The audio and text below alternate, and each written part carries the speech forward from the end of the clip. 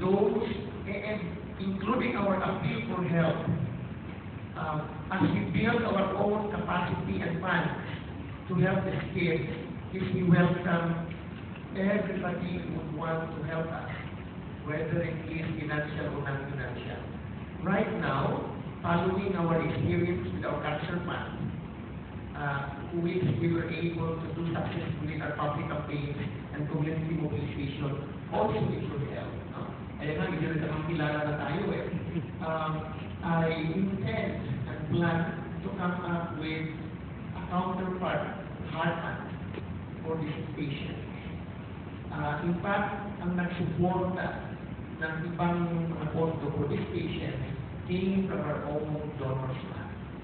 So, when we appeal to some of our partners for blood from them, for these patients now, the patients, because they're telling me that even their neighbors, they need to pay for the blood. And I can't accept that. So we decided to contact our friends and blood were donated for them, for the use.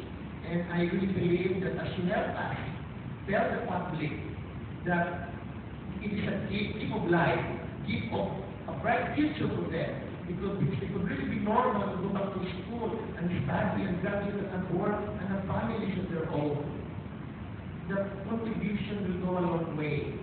So we are preparing for that. If you help us, we will accept any help for them, particularly that we will be preparing for the next rounds for what's coming after this operation.